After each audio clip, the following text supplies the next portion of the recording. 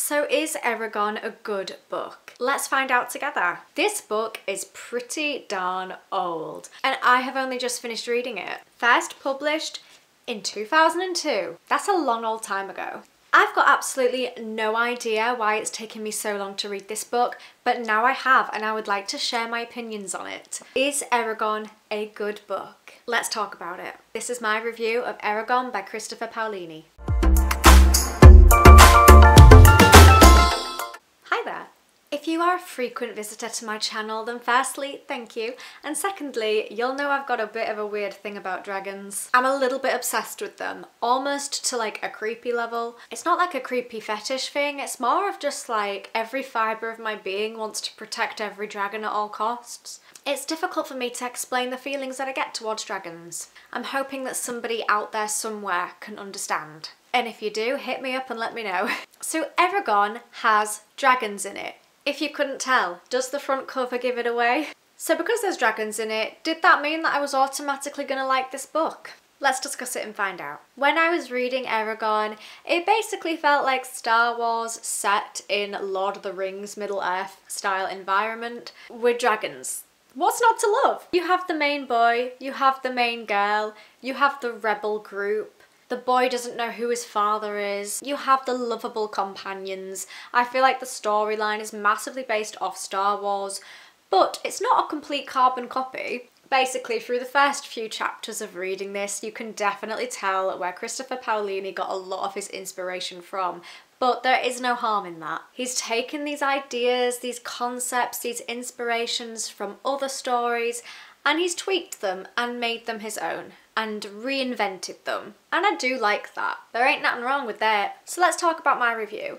I would like to pre-warn you that there will be spoilers in this video, so proceed with caution. And if you've read Eragon and you have some opinions on it, I would love for you to share those, so please leave a comment and let me know so that we can keep this conversation going. So in a nutshell, this book is about a young teenage boy who has gained possession of a dragon egg, which obviously turns into a dragon hatchling. That would be very anticlimactic if the egg did nothing. We've got your standard evil group, we've got your heroic characters who save the day, and we've got a lovable animal companion, which is the dragon. And when I say lovable, I don't know if this is a controversial opinion or not. I've not researched what people's opinions are of Saphira, but I loved this creature so much. She's got such a funny, witty, intelligent, but quite humorous personality. The way that she tells Eragon off, they are such a great duo. I loved reading about their partnership, and that is consistent throughout the whole book. I really do like reading a book where the characters are enjoyable, especially if they are the main characters. Like if Eragon and Saphira were annoying and irritating, that would have ruined this book for me, because every chapter is about them, let's be honest. And that is one of the first strengths that I have to give credit to it. The partnership between Eragon and Saphira I really enjoyed. They've got some banter, but they can also take things quite seriously. She's almost like a mother figure to him, which he's never had. And that is one of my first main points about Eragon, is that the characters were just likeable. Even the evil guys, I kind of liked them. Am I supposed to? So let's talk about Saphira a little bit more, because she is the dragon in this book, the only dragon that is really referenced to or studied in great detail in this book. I have a feeling, because this is only book 1 in the inheritance cycle, there are 4 overall, please correct me if I'm wrong. I have a feeling that Saphira will not remain the only dragon. I have a feeling that the next book, or the one after that, is gonna have more dragons in it. Whether or not I'm right, I've got no idea at this point, but there's just a few hints in here that alluded to Saphira potentially not being the only dragon that will remain in this story. And I just thought that she was a great character. She's full of wisdom, but she's sassy. And that is everything that I want to be. Sometimes in books where you have talking creatures or talking animals, it can feel cringy. I personally prefer that if you are going to have a main character that is an animal or a companion to the main character, I'd rather they didn't talk, because a lot of the dialogue is cringy AF. And I think I have suppressed memories of watching the movie of this when I was a child and finding it cringy, because I think that the voice they used for Saphira and the writing was just very questionable to say the least. But when reading the book and reading Seraphina's dialogue and her thoughts, I actually liked it. I think I was expecting this to be a lot more cringy than it was, and that was a really nice surprise, because I think normally a talking animal, it can ruin their character with a lot of other books or a lot of other movies or TV shows. It takes a lot of skill to not make a talking animal cringy. I don't know if I'm making any sense here. And the love that her and Eragon have for each other is really wholesome. This is a lovely, wholesome read, I would say. There's a bit of tension there. There's some sad underlying themes to it. Eragon has experienced so much trauma, it's actually ridiculous. But you can quite visibly see his strength and development throughout this entire book, and I love that. When a character starts off not really knowing much, not really knowing what their strengths and weaknesses are, and then they develop that throughout the course of the book, that makes it really powerful, and that's exactly what happened to Eragon. OMG, let's talk about world building. I really enjoyed the world building in this book. I felt like the author sets the scene really well. You get to learn a lot about the world, and I didn't feel like it was boring. I've read some books before where the universe and the world that it is setting is really cool, but the way that the author introduces you to it can be quite slow-paced, quite boring. I didn't feel that way with Eragon. I felt like the world building was appropriate. One character that particularly helps with the world building is Brom. So Brom is this old man who sets off to assist Eragon and Seraphina in their quest, really. And he is constantly telling all the lore and all the historical context through his stories to Eragon. So he was really helpful for the world building because he's got a lot of depth to that character. He's lived an entire life before he even meets Eragon, and you just unlock Brom's layers as each chapter progresses, and he tells that to you. He shares it to Eragon, and therefore he shares it with the reader. However, I do have a downside to Brom and his world building. All I will say is that sometimes his stories and his paragraphs just went on and on and on and on and on. And it felt like he just didn't stop for air. There were chapters where Brom was basically telling a story for the whole chapter long, and it's like, but that's not a conversation though. So in terms of Brom's dialogue, that kind of didn't feel like a conversation. Those chapters sometimes felt a little bit like Brom's just speaking into thin air, like he's just going on and on and on about his past, and he's not really speaking to anybody, he's just telling us because he can. So I felt like sometimes in Brom and Eragon's conversations, it was quite unrealistic speech. They were basically lectures. However, like I said, the positive of that is because it adds to the world building and you learn so much about the history through Brom. And I do feel like sometimes the author uses Brom as an excuse to just jam-pack a load of information, rather than Eragon gradually finding out all of this stuff about the history. He asks Brom one question and then the rest of the chapter is Brom answering with the history. And it kind of would have been nice if Eragon could have found out this information through other ways. So that kind of felt a little bit odd to get used to at first, but obviously, spoiler alert, that's not a problem anymore when Brom dies. He has no more information to give when he is deceased. Damn, that was a plot twist that I actually wasn't expecting. I did feel like Brom at some point was going to die, but I think he died when we weren't even like halfway through the book, and I was like, what? I'm not gonna lie, I thought it would be Mertag who was gonna die. I also felt like generally Brom was a very likeable character. He was very knowledgeable, and I felt like he was gonna really help Eragon out in his quest, which he did. He just didn't get to enough because he then died, and that stopped the book from being predictable for me. And I did feel emotionally affected. I was actually quite upset that Brom had died. I liked him. I wanted to learn more about him, and now I can't. It felt like a huge loss to have Brom die because he was essentially like a father figure to Eragon, which Eragon's never really had. I felt like he was an important character in terms of understanding, and he also taught Eragon an awful lot. Eragon learns so much about the world and his abilities because of Brom, and Eragon's just had so much trauma and loss, like give the kid a break. So on the topic of Eragon learning a lot from Brom, I really liked that the author focused a lot on like Eragon's training. So Bronn would be his mentor, his coach. He would guide him into training using swords and weapons, but he would also train him in his abilities to use magic. There is a very delicate use of magic in this book, which again I liked. It's not just like throwing it in your face.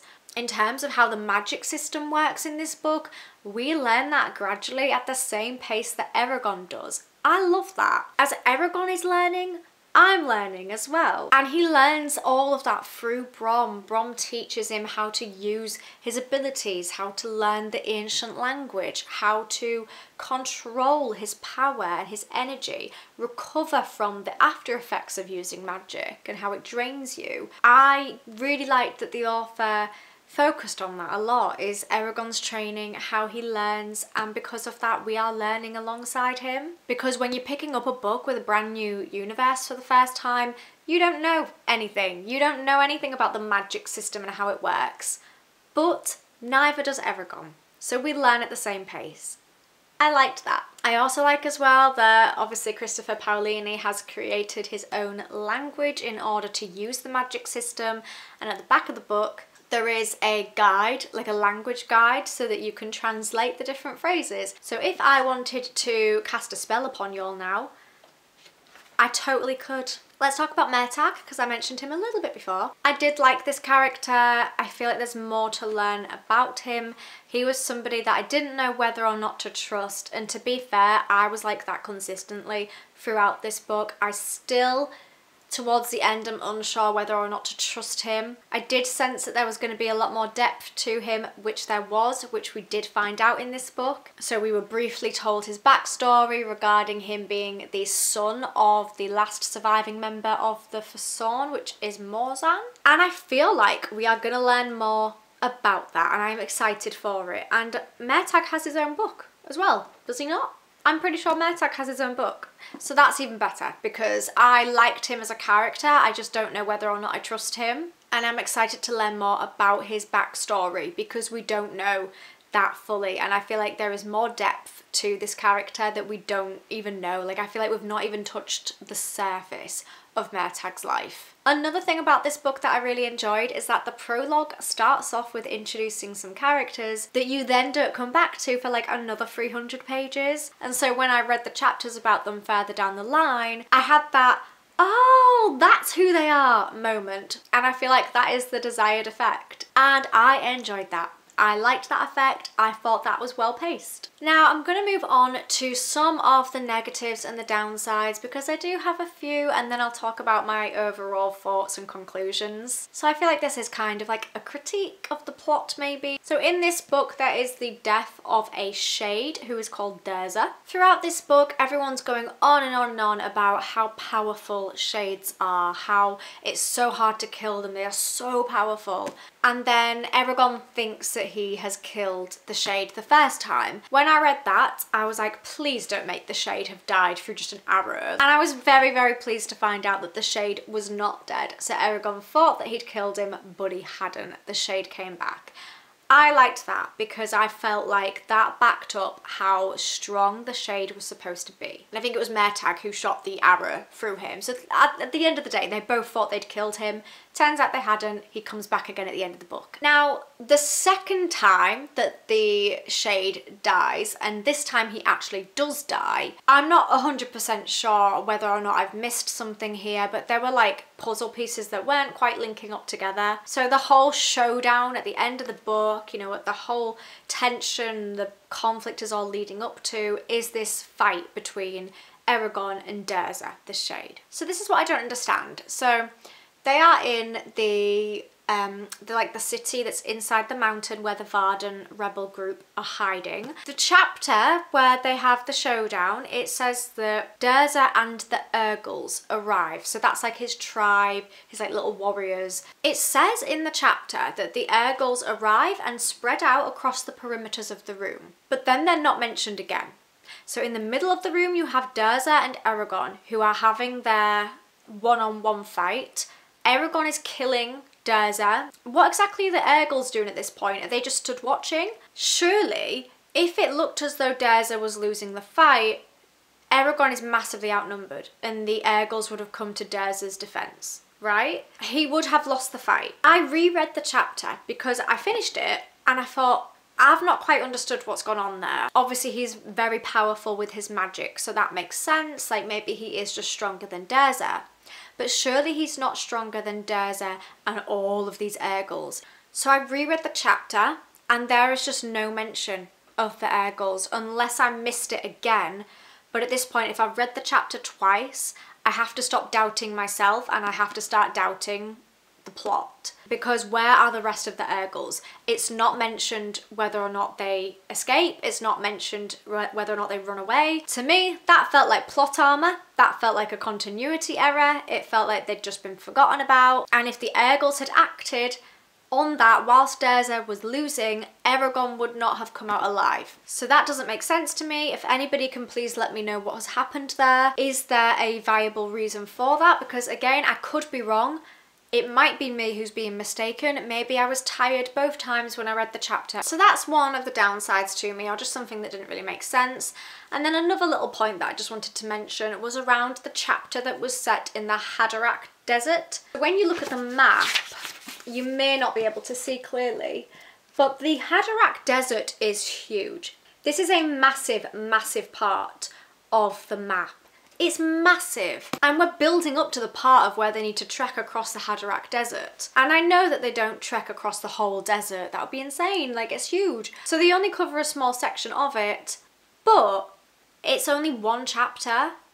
This is a pretty decent sized book and there's only one chapter where they're in the Haderach Desert. I feel like it could have been a longer chapter or more chapters, at least a couple. Like it's a massive place, yet they were only in it for one chapter, and I quite liked the desert setting. I would have appreciated if there was another chapter in the Haderach Desert, just to elongate their journey there. I felt like they weren't there for long enough and it's such a big place and they were building up to entering that desert for ages. They were worried about how they were going to get water. Eragon realises that he can form water by controlling water droplets in the ground. That was all really cool. And then it kind of feels like all of that learning and all of that apprehension was for nothing because they were literally there for one chapter. So that's my only other thing with it. I'd like to read you some of my favourite quotes because I do have two and I love these. I think they're both really powerful quotes. Page 93. Nothing is more dangerous than an enemy with nothing to lose. That is powerful. And page 129, it is foolish to conjure up woe where none exists. I feel like that's a quote that I could live by. I feel like this is something that I do a lot, especially if you have quite an anxious mind or you're a worrier. We're constantly conjuring up things that just don't exist. So my overall thoughts and conclusions. I feel like I've been talking really fast and for ages as well, so I am sorry about that. I really enjoyed this book. I felt connected to the characters, I felt like they were likeable. It had elements and plot twists in it that I wasn't really expecting. The world building is fantastic. I suppose it can feel generic in some parts, but you've got to remember that this was published a long time ago and many fantasy books have been released since this one that maybe follow the same trope, and I feel like this is a very good start to the fantasy world. If you are somebody who wants to get into fantasy, or you've not really read that many fantasy books in the past, or you just want an easy read, I would highly recommend this. I think Eragon is great for all of those things. It's a great introduction to fantasy. On the other side of that, I've just finished work by the likes of George R.R. Martin. I've just finished the A Song of Ice and Fire series. The writing level is completely different. That is not an easy read and that is a very integrated part of the fantasy world, yet I still enjoyed this. So it's not just for people who are brand new to fantasy. Eragon is likeable, his partnership with Saphira is very wholesome. It's easy to follow, it feels quite light-hearted. There's also some underlying deeper themes. I like the writing style and I will read the next one and I'm looking forward to it. So that is my rundown of Eragon, and it has dragons. If you have read this book, I would love to hear your thoughts and opinions on it so that we can keep this conversation going. So please leave me a comment, and also if you've got any feedback for me or any video requests, those are highly appreciated, so please make sure to let me know. Thank you so much for watching this video, I really appreciate it. If you enjoyed this, give it a thumbs up to let me know. And if you like my content and you want to see more from me, then please subscribe because it's free and it means that you can see my videos easier. I will see you next time, or rather you'll see me, and I hope that you have a wonderful rest of your day. Bye for now.